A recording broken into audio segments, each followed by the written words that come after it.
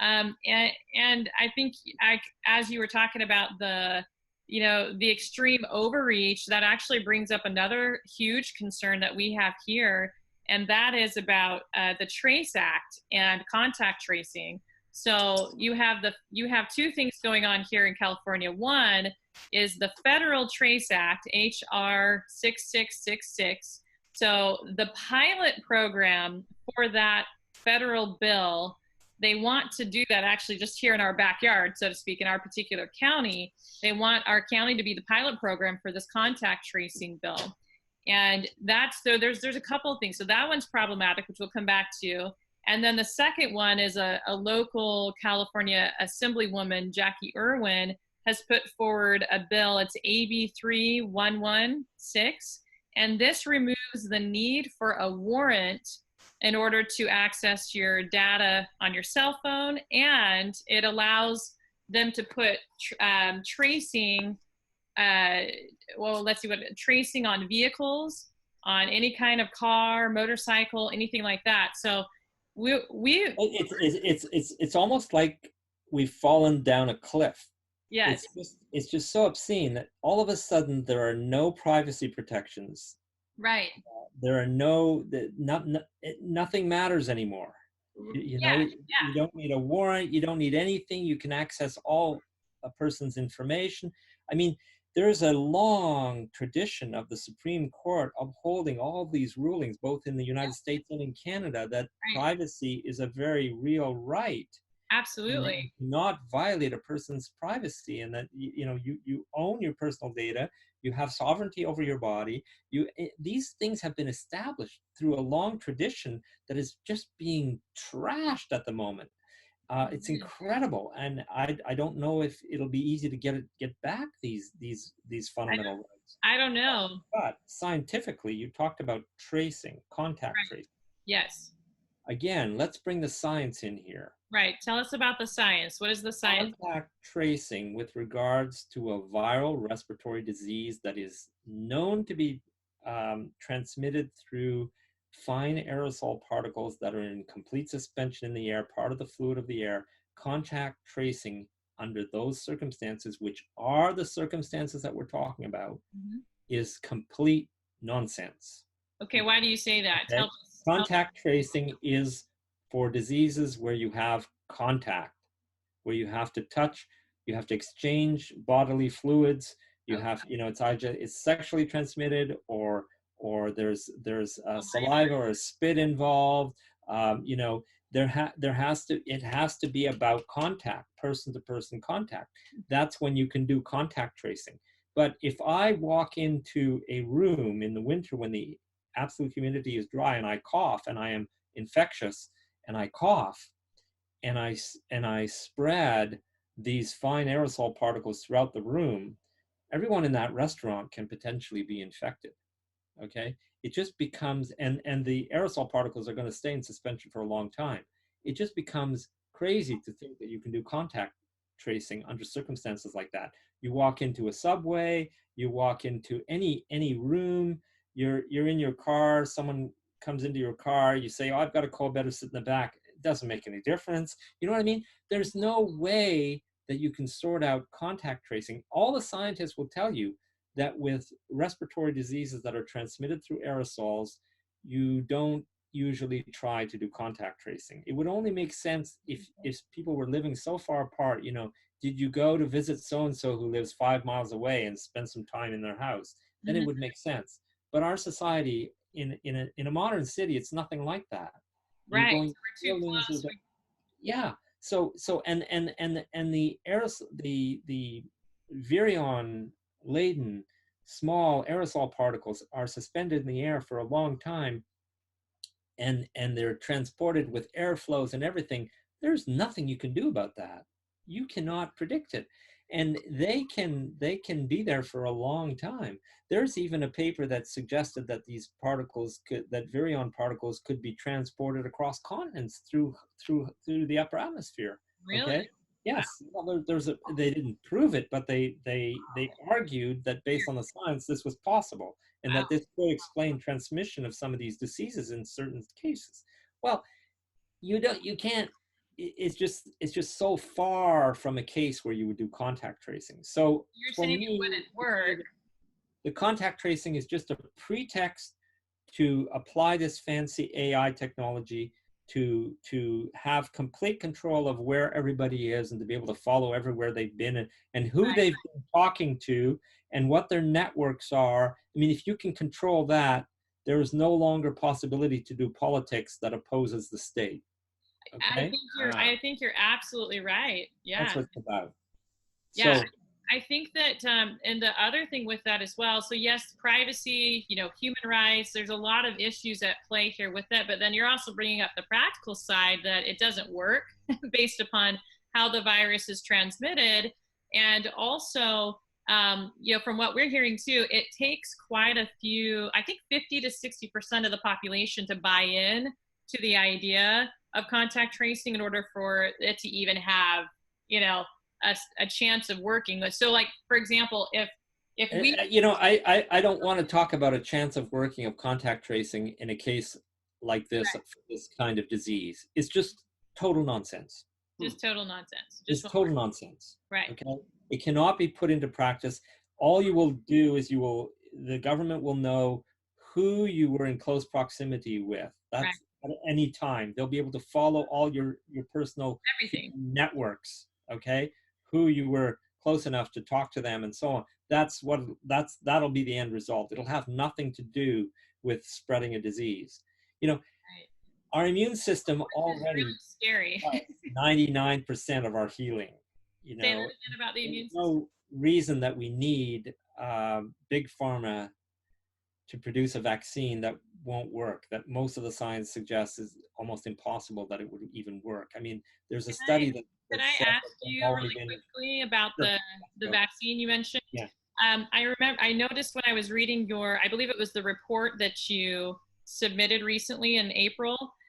You mentioned in there that a vaccine for people could actually make it worse and be more harmful. And I was wondering what you meant by that. Well, a vaccine Because is you said it could morph. There was something that you mentioned about if it right. morphs, then that could be really problematic and more harmful, the actual virus. Well, let me explain that. You see, if the virus that you develop a vaccine against um, um, mutates into another form that the vaccine does not immunize you against, then the vaccine becomes useless.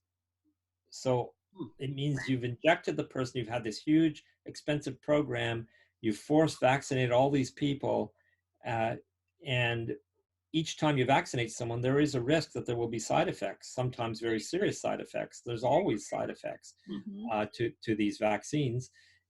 So you've got all that harm from the side effects and potentially some deaths, but in a situation where it can't work because now the virus has mutated. Right. Okay. So it makes it useless, but then you said the coronavirus, they have already found, there's a group of scientists who found 40 different strains of it already. Really? Since December? Yes. 40 different strains. There's a study that found 40 different strains of it. There's another study that looked at backbone strains, because there's strains that are just a little variants, but there's 3 main backbone strains of it already, and that are in different continents. So it's definitely mutating, and very quickly, like they all generally do. And in fact, the flu vaccine itself doesn't really work. It doesn't work, and this is one of the reasons it doesn't work. But it has a lot of side effects. It causes a lot of harm, and the government pays out a lot of damages for those harms. But it doesn't work. So this is just not good health policy. It's not good public policy, and it egregiously violates our civil rights to force someone to be vaccinated. Yeah, absolutely. And I think along with that too, it's problematic for a lot of people that we talk to that it didn't get, that the original trials for the vaccine did not pass the animal studies and those clinical trials that they already did so far. And So I think part of it is why didn't it pass that? But yet now, It's we're in a dystopia, yeah, okay? It's yet it's a pandemic and all the media are talking about it. hmm Well, okay, but it wasn't any worse than a seasonal flu in terms, really. It really wasn't. I showed you the hard data there. But it's a pandemic and we're all going to die. And therefore, we can develop vaccines that might work without doing all the usual, exactly. not even sufficient, but just the usual security tests in the development of vaccine. Oh, let's do away with half of them because this is an emergency, right? Right. It's just we're in this crazy place right now. We're just in this crazy place, and nobody there are no brave leaders are taking charge and saying, you know what, no, that's not going to happen. Mhm. There's only one world leader that has been hard nosed and has said this is crap, we're not doing it, and it's Belarus. In Really? Belarus, the leader, Mhm. some would call him a dictator, said, no, this is just Western propaganda. We're not going along with this. We're not doing any of this. We'll test. We'll tell you how many people we have. We've got the science and everything, but we're not doing lockdown. We're not wearing masks. We're not going to be getting vaccinated. We're not any of this stuff. Okay. And we're going to have our usual May Day parade like we always have. And there's going to be, hundreds of thousands of people there. And they did it. And it's no worse than any other place. Wow. Okay, Oh, so yeah. they just decided, no, it's just a scam, so we're not going along with it. Sweden is the country also that didn't do lockdowns. Right. Okay, but their approach was science-based. It's hmm because they have some influential scientists who are very highly regarded, who have played an important role globally, who explain to the government, listen, no, it's never been done. There's no demonstration that this would work. It's not a good idea. What we need is herd immunity. This is how you do it. We can follow it. We can test people, but don't do the lockdown. And they didn't. And it's not any worse in Sweden than other European countries that are comparable. So Well, and I think back to those clinical trials, like as you were talking about, what really struck me is that they're going faster and skipping even some of those safety mechanisms that are supposed to be in place, even though, like as you mentioned, people still can get hurt anyways. you That and can't sue them anymore. You can't sue Big Pharma for making a bad vaccine.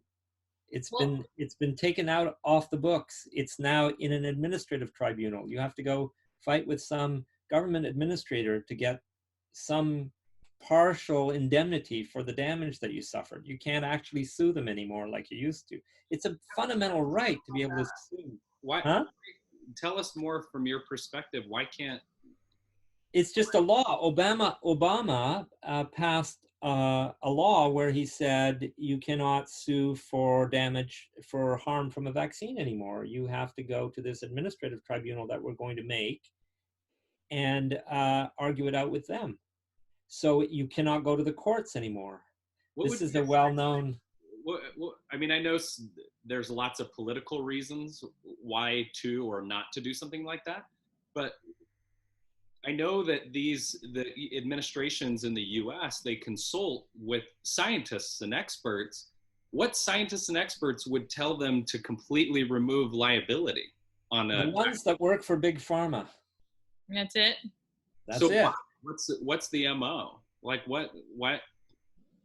I mean, If individuals cannot hire lawyers and do class action suits and go to the real courts and sue these companies for everything they've done and get complete disclosures through the force of the courts, if you cannot do that anymore, and the government is handling the liability and is going to pay out the money, not the corporation itself, then the corporation is completely protected. They can do whatever they want, and they will not crash. They will not be forced to pay a lot of money. They won't be forced to show how they operate. They won't be forced to anything. So where's the big? Thank you for sharing that, because that's a crazy insight. Where's the outcry among the non-pharma funded scientists and doctors and medical professionals saying, how do you have efficacy in anything that no. Scientists, doctors, and professionals in general will not be out of line. We are trained to follow the main ideology of the profession, and we are inscribed and captured by that. So they're not the whistleblowers. The whistleblowers, generally speaking, I mean, it's a rare professional that breaks rank and does this kind of thing. Right. And so the real whistleblowers are the parents who have suffered vaccine harm and who have lived it and who have experienced it and who have asked questions to their MDs and not gotten answers, and suffered it for years, and talked to other parents who suffered the same thing and compared notes and they organize to be against this and to resist it. And those groups are more and more powerful, and because they're suffering more and more consequences. So the groups that are opposed to being forced vaccinated will organize against it. Groups that are opposed to giving all of their personal information, everything, they really don't trust the government, and they don't want the government to know because it belongs to them. The people that feel most strongly about that will organize against it, but don't count on the professionals. That's so sad. Yeah. Yeah, it's reality. It's not sad. It's just the way the world is. I know. Society is organized. It's unfortunate because I've had 4 different major career shifts so far, which follows statistics. I'm in my mid-40s, so I'll probably have at least one more, maybe. But I've had a lot of career shifts, and in education, for example, in my background in psychology. When I worked for different family dynamic organizations that worked on, marriage therapy, parenting, counseling, family dynamics, it was very holistic.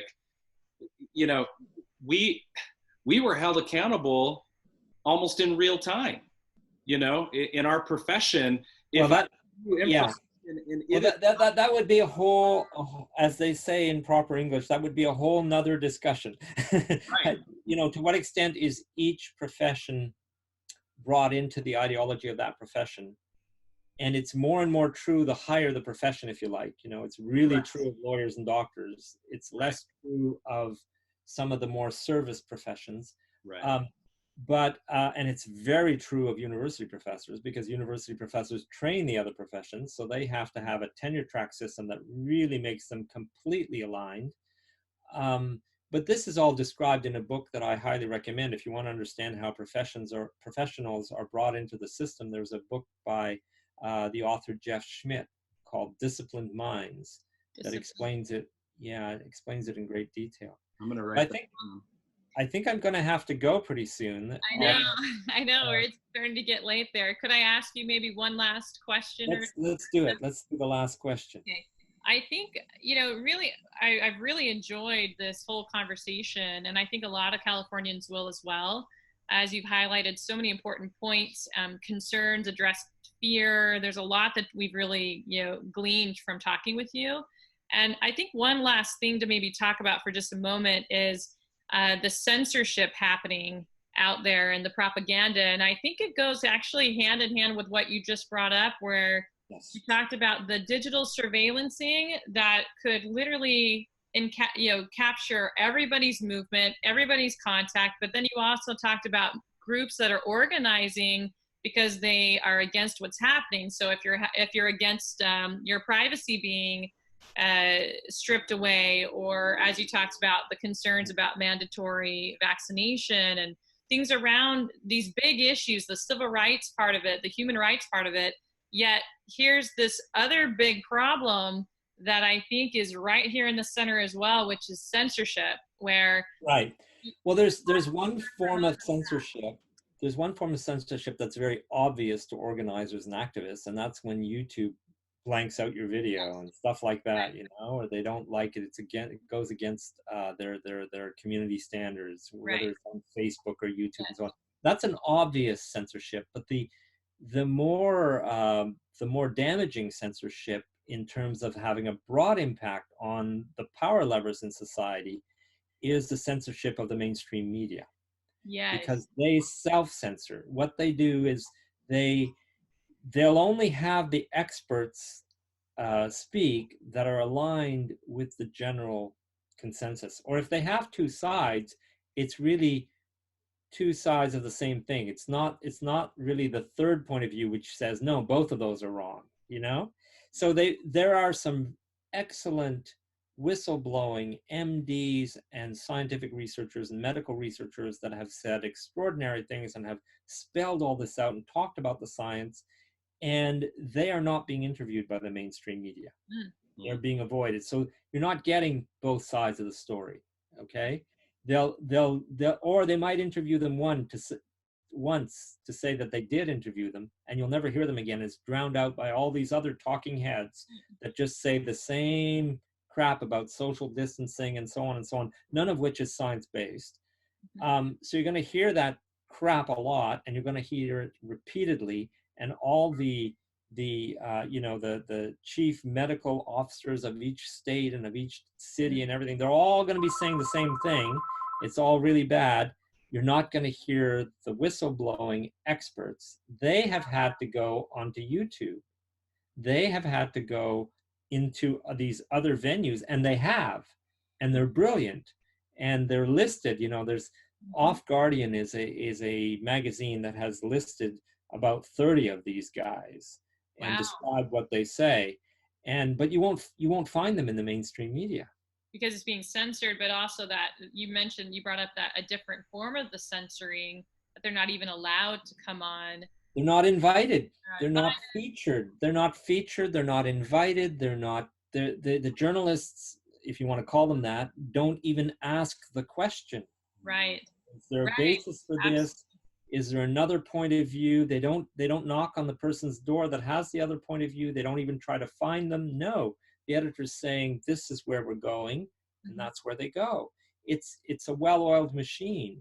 That's the most damaging censorship, because our politicians listen to the same mainstream media. Everybody listens, all the professional classes, that's all they hear. So that's very damaging, because that puts us in kind of a bubble.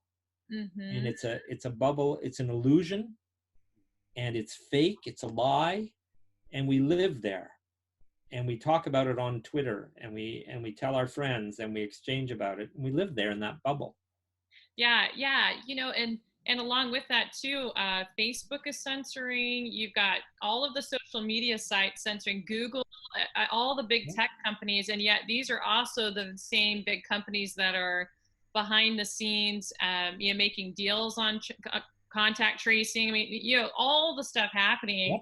So with all of that in mind, what would you say to Californians? Like, what can your everyday mom or dad, what can parents do? What can people do here to make a difference, given the Goliaths that we're up against? What can we do? I would say, in terms of networking, join organizations such as your organization. You want to be networked, you want to have connections, you want to be comparing notes, you want to be helping each other, you want to be exchanging information, so you want to be networked. But the other thing I would say is, if they want to take your child, don't let them. Right. There comes a time where you have to say, no way, that's not happening. I'm going to resist. You may have to put me in jail, but I am going to resist. And then if you put me in jail, I will find a lawyer somehow, or I'll defend myself, but I'm going to argue that you did something wrong here, that the state misbehaved. Absolutely. I'm not going to let this happen. So whether they're trying to force you to wear a mask or be vaccinated, or anything that's not science-based, really, or that violates your personal integrity, that you shouldn't have to do it, like give up your privacy completely, and separate you from your grandparents, from your children, from your members of your family, divide a household, that kind of thing, I would say no. That's when you have to stand up and say, no, you can't come in. Well, then you're going to have to break the door down, because I'm not unlocking it. I think you have to resist. I think you have to resist and then fight them in court. I mean, that's the best we can do right now.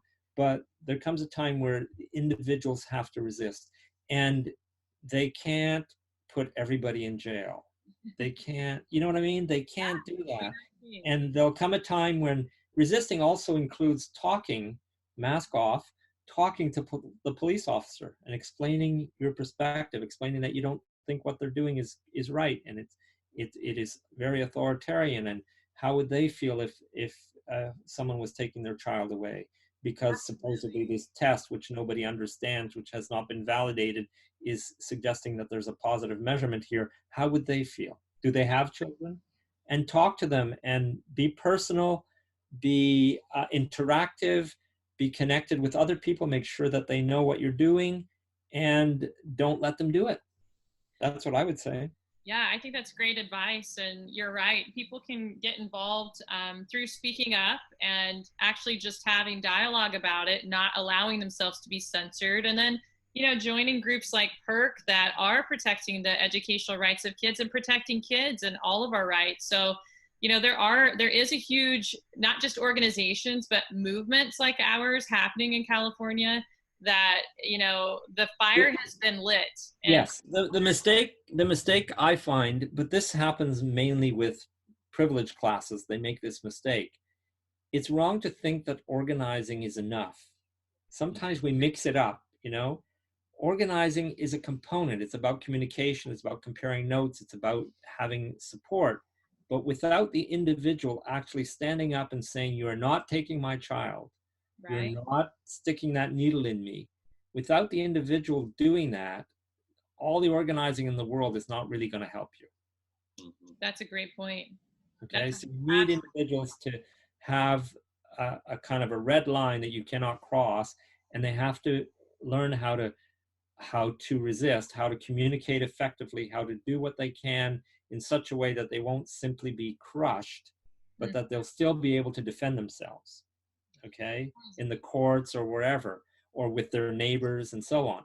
So that would be my kind of advice. I think you're right, and that's such great advice. And we thank you so much for your time and everything that you've brought to our conversation today.